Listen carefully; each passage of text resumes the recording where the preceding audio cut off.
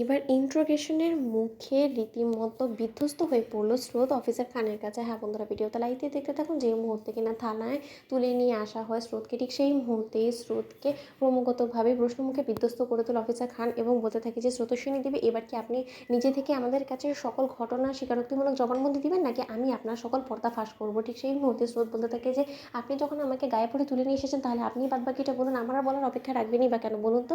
ঠিক সেই মুহূর্তেই স্বার্থপর বাপি বলতে থাকে যে অফিসার ও ঠিক কী করেছে সেটা তো বলবেন। ঠিক সেই মুহূর্তে সার্থক বলতে থাকে যে বাপি, আমি যতদূর জানি যে কাল রাতে তোমার মেয়ে রীতিমতো সে প্রত্যন্ত গ্রামে গিয়েছিল, এখনও কী কারণে সেখানে গিয়েছিল সেটা এখনও পর্যন্ত আমার কাছেও পরিষ্কার না। অন্যদিকে অফিসার খান বলতে থাকে যে আমি সম্পূর্ণটা পরিষ্কার করে বলছি।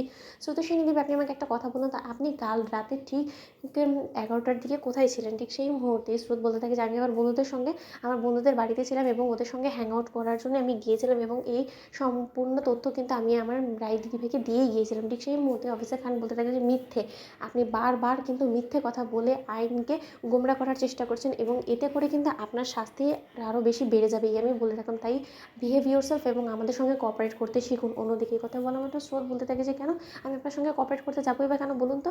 সত্যটাকে খুঁজে বার করার দায়িত্বটা তো আপনার সম্পূর্ণরূপে। এবার যদি সত্য খুঁজে বের করতে আপনি ব্যর্থ হন, তাহলে সেই দায়িত্ব নিশ্চয়ই আমার নয়। ঠিক সেই মুহূর্তে যখন অফিসার খান বলতে থাকে যে তাহলে বরং আপনি যখন আমার মুখ খোলাচ্ছেনই, তাহলে আমি স্পষ্টরূপে সবটা বলি।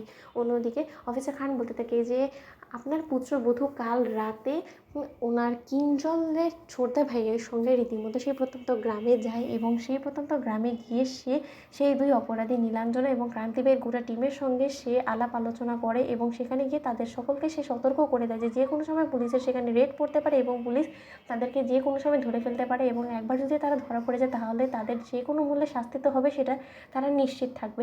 ঠিক সেই কথা শোনা মাত্রই তারাও আরও বেশি অ্যালার্ট হয়ে যায়, এবং তারা সেই সুযোগটাকে কাজে লাগিয়ে ভোর হওয়ার আগেই সেখান থেকে তারা লাপাত্তা হয়ে যায়, এবং আবারও তারা আমাদের হাত থেকে পালিয়ে যায়। এবং তা সত্ত্বেও যখন আমরা তাদেরকে সামনে থেকে তাড়া করি, ঠিক সেই সুযোগটাকে তারা কাজে লাগে, তারা আমাদের চোখে ধুলো দিয়ে সেখান থেকে তারা পালিয়ে যায়, এবং পালিয়ে যাওয়ার পরবর্তীতে তারা অন্য এক ডেরায় গিয়ে আস্তানা পাতে, এবং সেই ডেরা সম্পর্কে আমার যতটুকু ধারণা যে স্রোতস্বিনী দেবী খুব ভালো করে জানে। কি স্রোতস্বিনী দেবী, আপনি নিশ্চয়ই তাদের নতুন ডেরার অ্যাড্রেসটা সঙ্গে করে নিয়ে এসেছেন। এবার সেই নতুন অ্যাড্রেসটা যতক্ষণ পর্যন্ত আপনি আমাদের হাতে তুলে দিচ্ছেন, সেই ততক্ষণ পর্যন্ত আমরা কিন্তু আপনাকে এখানে এরকম করে বসিয়ে রাখবো এবং এরকম করে ইন্ট্রোগেট করতে থাকবো। অন্যদিকে স্রোত বলতে থাকে যে ওদের নতুন ডেরা সম্পর্কে আমি কী করে জানবো বলুন তো? এবং সেই ডেরার অ্যাড্রেসটা খুঁজে বার করার দায়িত্ব তো সম্পূর্ণরূপে আপনাদের। আপনারা যদি বারবার করে এরকম ব্যর্থ হন, তো আমি বলবো যে আপনার এই ক্যারিয়ার লাইফের মধ্যে এই ফার্স্ট টাইম আপনি হয়তো বা এই ব্যর্থতাটা কোনো মতেই মেনে নিতে পারছেন না, তার জন্য হয়তো এরকম পাগলামো করছেন। ঠিক সেই মুহূর্তে অফিসার খান বলতে থাকে যে মুখ সামলে কথা বলবেন, আমাকে এমন কোনো কিছু করতে বাধ্য করবেন না যেটা কিনা আমি করতে চাই না। ঠিক সেই মুহূর্তে সার্থক বলতে থাকে যে স্রোত ভালো ভালো বলে দিলে তো সমস্যাটা মিটে যেত। বন্ধুরা, লাইক কমেন্ট শেয়ার করে সাবস্ক্রাইব করতে ভুলো না।